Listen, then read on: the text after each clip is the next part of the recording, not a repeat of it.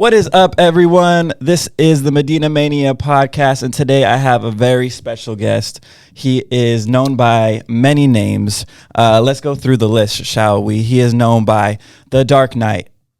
He is known by Black Panther. He is known by PK. The list goes on and on, but I know him as Pastor Kenneth Mulkey. PK, how you doing? Hey, I'm good, Nick. What's up? What is up? So you're finally here. You're finally on the podcast. I feel like we've been talking about getting you on for a while, and I read your book, finally read it. That was like the prerequisite for me to have you on the podcast, I felt like. But you're here. How do you feel? Oh, man, I feel good. I really feel good. I'm glad to be here because, like you said, we've been talking about it for a while. Yeah, finally set it up. Had to come to PK's office. That's actually where we're filming this. But we're making it happen.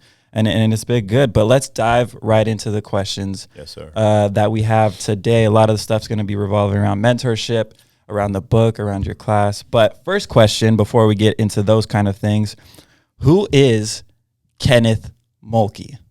Wow.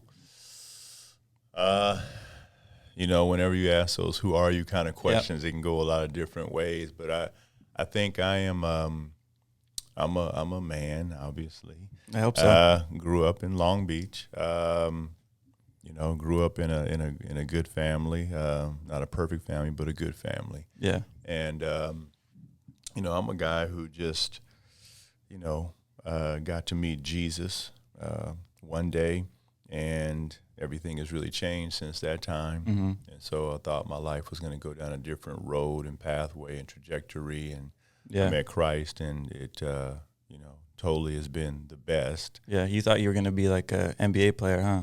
Well, I had aspirations going in that direction, and also had other aspirations in terms of business or possibly even going down the road of becoming an attorney, things of that nature. But, when God got a hold of my life, I threw away my written plan that I literally had for my life and just said, I'm going to go with your plan. So that's tight. That's tight. Yep.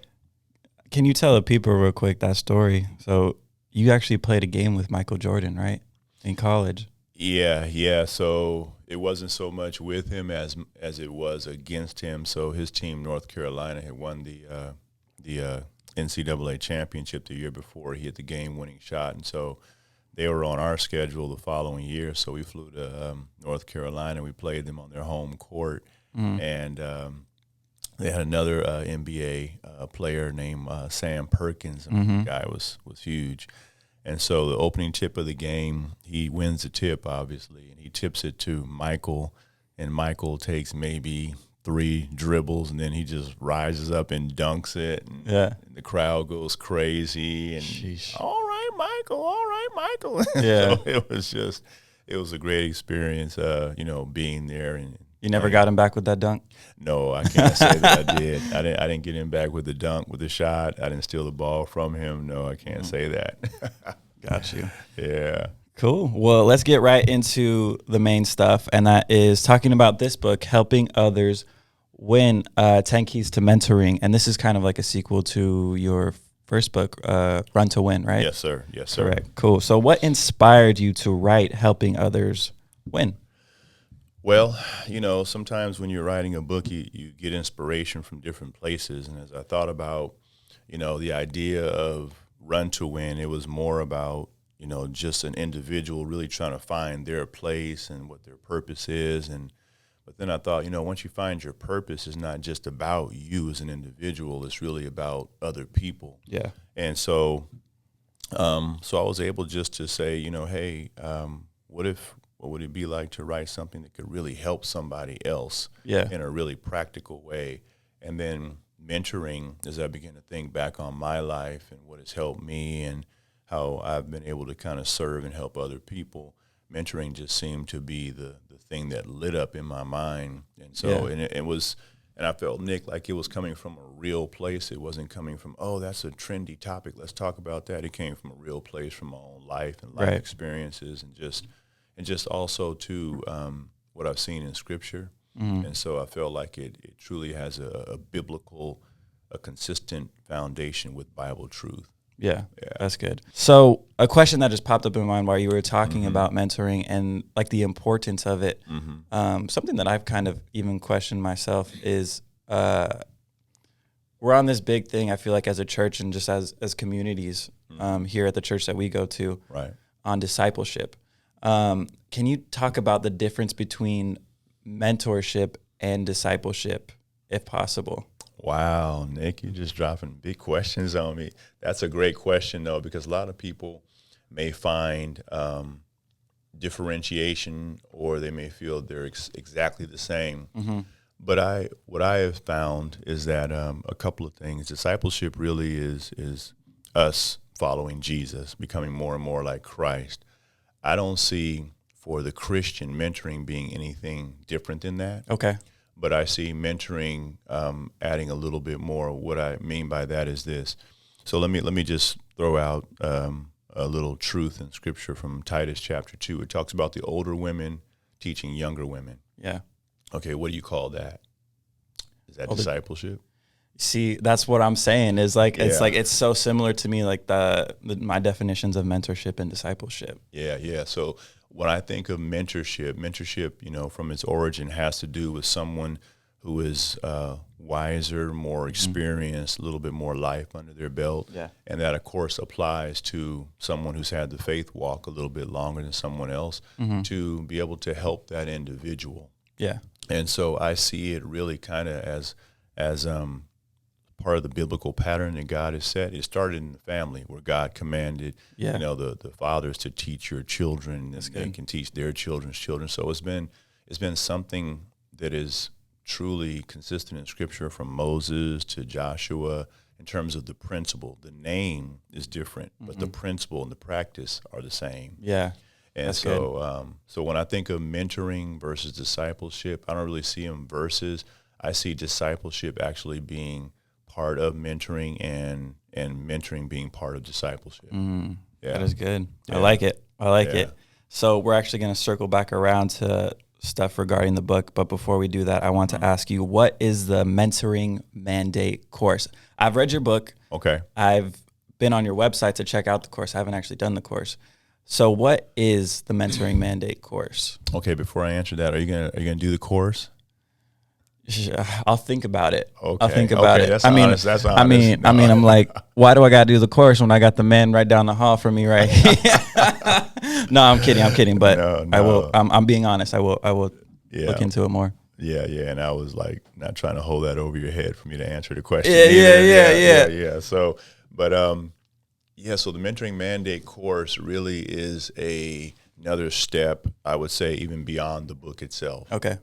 And so when I made the Mentoring Mandate course, part of the purpose and intent was to be able to provide a resource for individual believers, but also churches at large who maybe either have a mentoring program, but it's not clicking like they wanted to, or they don't have one at all. Yeah. And so that's really a big part of the impetus to help resource the body of Christ and or other nonprofit organizations who want to begin in this idea of mentoring. So I see mentoring really being so biblical. Yeah. When it talks about God setting the solitary in families. And, for example, I did a funeral for a dear, dear lady here. She's in heaven now. And her husband is not in her son's lives, and she has 3 boys. And so she passes. Her husband is not in her son's lives. And so I kept thinking to myself, like, what's going to happen with these young men? Who's going to speak into their lives? Yeah. And I just saw a perfect scenario where a mentor or mentors can really come in and be influential and be helpful for, these young men as a journey through life without their mom and without their dad, basically. So, and that's not to say that, that's the only scenario where mentors can be effective. I believe you can have both your parents living in a Christian home, spirit-filled, but you still can benefit from your children having mentors in their life. Oh, yeah. Definitely. Yeah. Because you grow up in that home, you're going to experience like the same thing, but you go outside your house, get a mentor from a different lifestyle, different background, growing up, different experiences, different education, different knowledge. You'll be more well-rounded, I guess is what I'm trying to say. Yeah. So speaking of mentorship, Who would you say is the most influential person in your life as a mentor? Growing up, did you have a mentor, someone that you looked up to, that you could ask questions, that you wanted to be like, or did you just grow up and be like Pastor Kenneth Mulkey? Mm-hmm. Wow. I think, Nick, I've had several along the way, and each one has kind of added something really valuable to my own life. Yeah. And it's been great. But if there was one that I would probably pick out, it would be a gentleman by the name of Cardale. And so anyone who's read my book, they probably have read his name before. But he was someone who kind of just pulled me into his world and his space when I was about ninth grade, just a kid out in the community playing basketball with all the other kids in one of the local neighborhood gyms, and just a bunch of us, and he just kind of showed an interest in me and started talking to me, and then he would let me hang out with him. Obviously, he was older than me, but interested in basketball, so we had a common interest there, and work out and go to games and go and eat and just stuff like that. And he would tell me about the Lord, but not like all at once. It was kind of here and there, and then I'd ask him questions, and so the relationship grew, and he continued to follow my basketball career and things of that nature, and we just remained friends. And he just was somebody who I could always talk to and kind of rely on to get like a legitimate, like, wise answer, not like something like, oh, okay, well, this is what so and so said, but like just really practical that I could go, okay, I can handle that, I can do that. Yeah. And so I would say Cardale probably. Yeah. And what age did you find him in, like, until now, or? Yeah, so I think I met him when I was in ninth grade. Oh, okay, young, freshman in high school. Yeah, so I was young, and then he became the best man in my wedding. Oh, okay. Yeah. But let me jump back. So ninth grade, he follows me, high school career, gonna go to college. He's the one who gave me my very first Bible. And so he had been telling me about the Lord. He gave me my very first Bible, and then he just remained in relationship with me even when I was in college. Yeah. So then after college is actually when I gave my heart to the Lord. Yeah. In June. So it was a whole process. Yeah. So we're still friends today, but I don't look to him so much as my current mentor. He's really my friend. And as I have grown, he's been able to look to me, as a resource in his life. Right. And that's the beautiful thing about mentoring. I think it's a growing relationship to where a mentor can mentor someone, but that mentee, because they are growing and maturing and developing, now becomes a reliable resource and maybe like a go-to person for that mentor as well. Yeah. And so that's kind of cool. Yeah. Yeah. Something you talk about a lot in your book. Yeah. Question came out of that, but I'm going to wait on that. Okay. So with your mentor, it kind of sounds like he sought you out at first. Yeah. Is that what happened? So what would you say, what should someone be looking for when looking for a mentor? Yeah, that's my question. Wow, that's a great question. Yeah. I think there's a hunger inside of people to want to mentor. Nick, I've been in ministry over 30 years, and, for 30 years I've had people ask about not just so much always me mentoring them, but, hey, do you know where I can find a mentor? Right. People want a mentor because people want somebody who they can be in relationship with, who they feel like they can trust, and just help them to grow. So when you're looking for someone to be a mentor, what you're kind of almost looking at subconsciously is someone who you look at, whom you can respect, and something that you see in them, you might want that in your life. Right. So it's not so much, okay, they got to check this box, check that box. But if you see somebody who is consistently coming to church and they always are worshiping, right, you see them serving, you're like, man, I want to be consistent like that. Yeah. Or if you see someone and you see them treat their wife or their children or others well, you go, man, I need to be better in my relationships. I wish that guy could help me do that. So whatever sometimes you see is a deficit in yourself, and you see that on the positive side in someone else, then that in itself attracts you to say, hey, can you mentor me? Right. So. No, I feel that. Personal story for me. Most people probably listening to this probably know who Rodney is. Right. He was my mentor. I would still say he is my mentor. He's my main guy. Yeah. Probably my best friend at this point. No shade to all my other friends. But he showed me how to really love and care for people, truly, especially by just giving time, shooting the texts, phone calls. And I find myself a lot of times, for now it's like more of like a relationship, friendship kind of thing.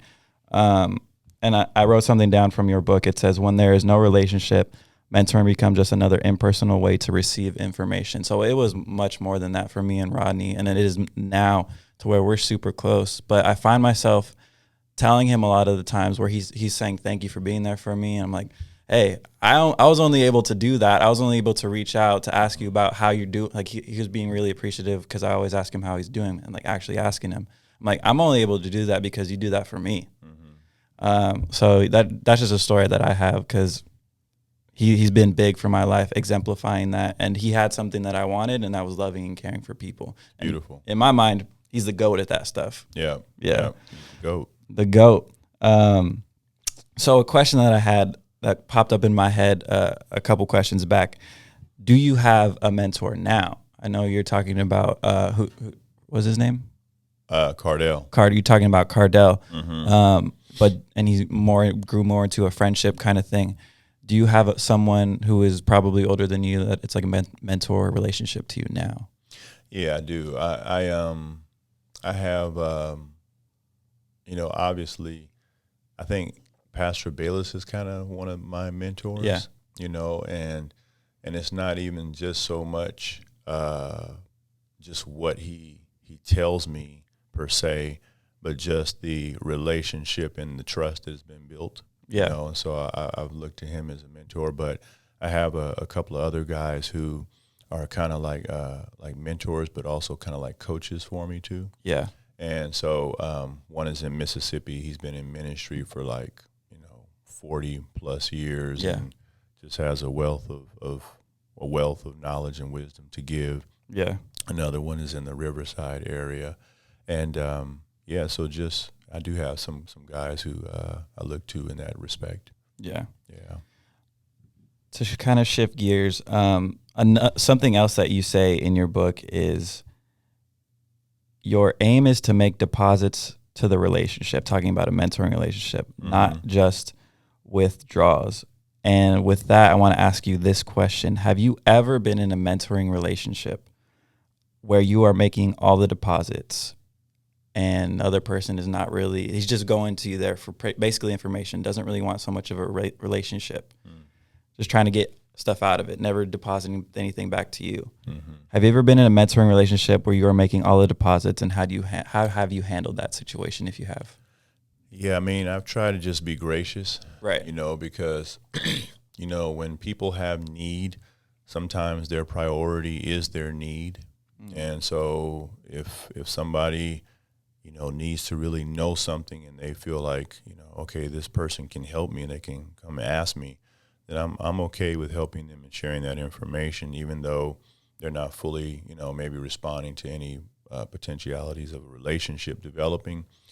Because that's where they are right there in their life. And so that's fine. It's just like, you don't need a water fountain until you're thirsty. And then you're like, okay, where am I? Where's the water fountain? Okay, boom, you get the water and you bounce. Yeah. And it's like that with some people, and some people don't know, they don't even know they're doing it. Yeah. And so it's true. They don't even know they're doing it. It's true. Yeah. It took me I've done that before where it's like, I wake up and I realize, oh snap, I'm the only one asking for help in this thing. And then I'm like, hey, how actually are you? Is there anything I can do to help you? So I've done that before too. Yeah. And I think what happens, Nick, is when somebody comes like that and, you just provide information and you're there as a resource. I think after a while they start to realize like, okay, maybe I can ask this person how they're doing. Yeah. And they can flip it, but actually you sown into them. Right. And that's a cool thing. Yeah. No, that's good, man. Yeah. Another question. If you can, share what kind of fruit, you kind of talked about it a little bit, but if you can, what kind of fruit have you seen from mentoring others yourself? I've seen people kind of come out of their shell. Mm-hmm. So maybe if they were a little bit more introverted, I've seen people feel a sense of confidence to where they can come out of their shell. Yeah. I've seen people who were in a place in their life where maybe they weren't making much progress and they felt a little stuck. They have started to find a momentum and begun to move forward.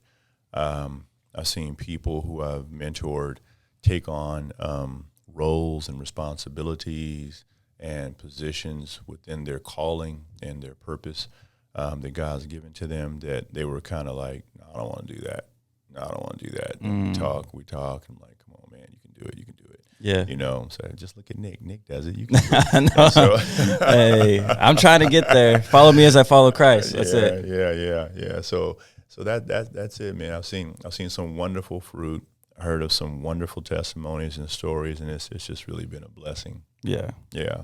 That's tight. Another thing that you said in your book, and this is kind of moving towards how to be a mentor to someone else. Mm-hmm. As a mentor, you have to have character, not be one. Mm-hmm. Can you unpack the meaning of that? Because I love the line. I just want to know exactly what you meant by it. Yeah. As a mentor, you want to have character, not be one. Yeah. Well, I'm going to flip that on you real quick. Oh, if snap. I can. Okay. I'm going to flip it on you. Yeah. So just in your experience growing up, as you heard that statement and read that statement, when I said in the book, you want to have character, not be one. So you don't want to be a character. Yeah. Okay. So thinking in your life experience, who have you known who's a character?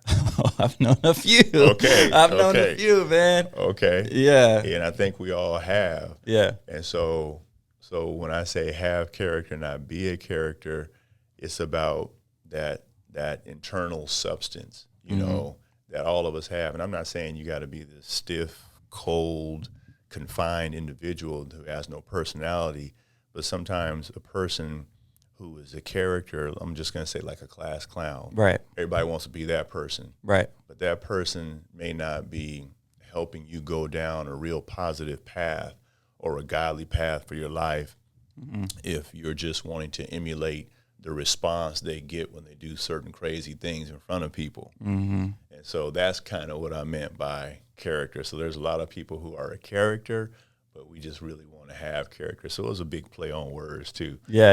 And so anyway. No, I like it. Yeah. I hope you got that. Yeah. I mean, shortly after you said that, you said character is keeping your word, not misrepresenting yourself to get others to like you. Mm-hmm. I feel like that's like the Instagram interpretation where we only post our highlights. Yeah. We only show our successes. Yeah. So we can say, hey, look at me. Look how cool I am. Mm-hmm. I mean, that's something, honestly, that I've struggled with, where it's like I'm just trying to look my best, which is not a bad thing. You always want to put your best self out there, but it's not misrepresenting is the key word, making things seem like they're way better than they actually are. Yeah. Is that something that you've ever struggled with? Maybe not on Instagram, but like out in public life? Yeah, I think we've all had situations, and I'm trying to think of myself too. When I was younger, definitely, maybe 20s. I think even when you're in your 20s, sometimes you're still trying to locate like your who, like who am I, your core, your identity, and because there's so many different things out there. I mean, you had your high school vibe and who you were in high school and how you dress, your style, your crowd you hung out with, whether you were the cool guys, the smart people, the athletes, whatever. Right. And you get out and you're like, okay, I'm entering into this like adult life, this world where I got like responsibilities and stuff. And you're trying to like morph yourself into what you think you're supposed to do and be. Mm-hmm. So in that, sometimes you're not even quite sure, like, really who you are. Like, for example, and let me know if I'm talking too much. No, keep going. Yeah, so So like, for example, like I was told, coming out of college, like, okay, you got to go into an interview. Okay, you got to wear a black suit, a blue suit, or a gray suit. And you got to like present yourself this way. You got to come in, you got to shake someone's hand really firm. You got to look them in the eye. It's like all this stuff you're learning.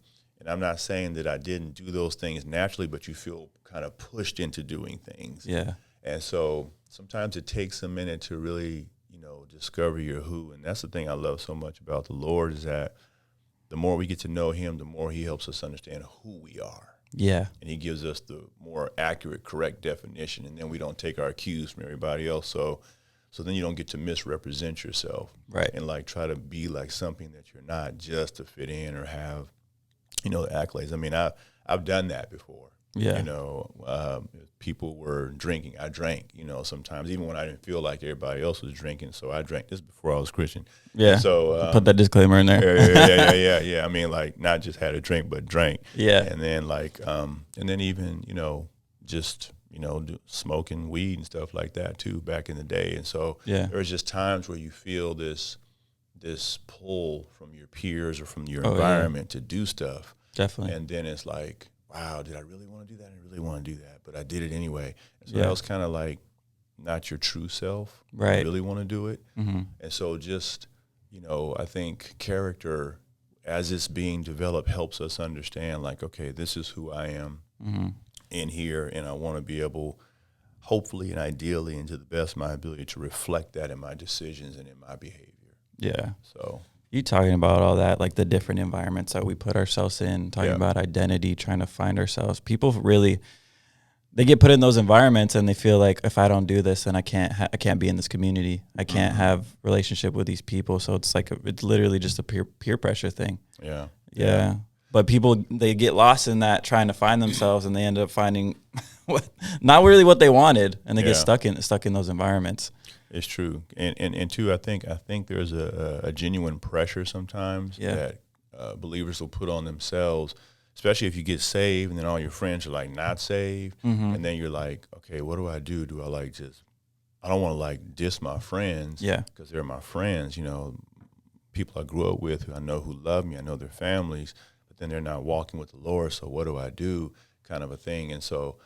I've talked to a lot of people in that tension. I've experienced that tension earlier on, and but I think, and that's where understanding who you are really helps. Yeah. Because once you understand who you are more of, then it helps you make those decisions about what you need to do and how to manage those relationships and have those relationships. Right. Does that make sense? Yeah. Okay. Definitely. Cool.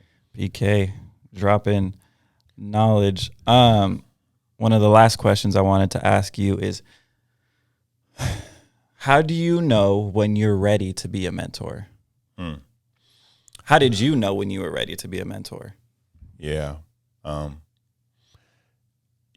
think it really just starts, Nick, with just wanting to help people and wanting to serve. I think it starts right there. Yeah. I think sometimes I don't want to formalize the term mentor to where somebody feels it's like some professional position you have to, climb a ladder to get to. It's not that. It's as simple as, I just want to help people. That's why it's helping others win. I want to help somebody more than just get mine. I want to help somebody else get theirs, and I want to help somebody be a better person if they, if that's something they really want to do. I want to help somebody find God. I want to help somebody grow in Christ. I just want to help. And so I feel like if you have a heart that you want to help somebody and you've learned a couple of things along the way, then you're ready to be a mentor. And so part of the purpose of my book and of my course is to really drill into people that you can be a mentor. Like a lady talked to me, she's 60 years old. She read the book and she just said, I never thought I could be a mentor. And I'm just like, yeah, you can definitely be a mentor. Like I asked her some questions like, how long were you married? How long did you work? How long you been walking with God? How old are your kids? And so when she started to see her own personal resume, then it was like the light went on. It was like, I do have something to give, because most times, Nick, we only see our faults. Yeah, our faults keep us back from helping people and giving them the good stuff that we know and we've learned and that God's given us. So we're like, okay, I'm not qualified because I just, I messed up yesterday. And so nobody's going to want to hear me. And it's like, dude, you take that and then you flip it and then you help somebody learn like, okay, don't do that. I did that. Not a good thing. No bueno. Learn from my mistakes so you don't make the same ones. Learn from my mistakes so you don't make the same ones. Yeah. We're just trying to help move people forward. It's like, why should I make the mistake and then you have to repeat the mistake and then pay the same cost I had to pay? That just doesn't make sense. Mm-hmm. It's like if me and you are in and out and I'm in front of you and I pay for you, and you're still trying to pay the person. You're like, no, the guy in front of you already paid. No, take my money. You got to take my money. Yeah. No, he already pays. Like, just walk away. Yeah. You had to pay that price. Yeah. And so then things are better. You got some free food. I got my double, got my milkshake. Double. You got your milkshake, your animal style fries. You're yes, good. Sir. You're good to go. That's it right there. PK, that was so good. That's the air horn. That deserves an air horn right there. Yeah. I love that last portion right there. I was trying to stay quiet because I know I'm going to chop that up and put some highlight clips for that one. Okay. Yeah. Do it. So with that, is there anything else you wanted to add? Tell the people watching on YouTube, listening on the podcast apps, whatever platform they're on. Is there anything else that you wanted to add? Mentorship, your course, whatever, or just a word? Yeah, I mean, I would love it if everybody, wanted to get the book. And find it on Amazon, right? You can get it on Amazon. I think it's on sale right now. I checked last night. It's like half off, I want to say. So super affordable. Yeah, I've seen it on like Walmart's website and just different somehow it just gets there. different platforms. Like, wow, how did it get there? Yeah. But I would say, honestly, get the book. I would say take the course, especially if you are a small group leader or you work with men or you work with kids or you work with ladies. I would just say learn it because you can be a mentor. Everybody can do this, and then you can help somebody else be a mentor. Yep. And so it's such a rewarding thing to help somebody else. And so I don't push it just to say, okay, this is my stuff, do it. But I'm just saying, I believe the Lord put this in my heart to do it. So I'm okay, promoting what God has, I believe, authored and unctioned. And so, therefore, I would say get it, look into it. But it's really about helping somebody else win. Because here's the thing. At the end of the day, if you can look back at your life and say, man, I was able to be used, to help this person and that individual and that group and, help my church family and help, my community, then, man, you tapped into the secret of life. And so I would say, yeah. About it. That's it. I will drop links to both your books in the description on the podcast platforms and on YouTube, as well as to your website, which has PK's course. Check it out. Watch the promo video. Might be something you're interested in, like he just said. Yep. But with that, PK, we're calling it right there. Okay. And I appreciate you being on here, man. No, man. It was good. It was appreciate good. You having me, man. Come on. Thank you so much. Say goodbye to the people. We'll see you next time. See you next time. Bye-bye now.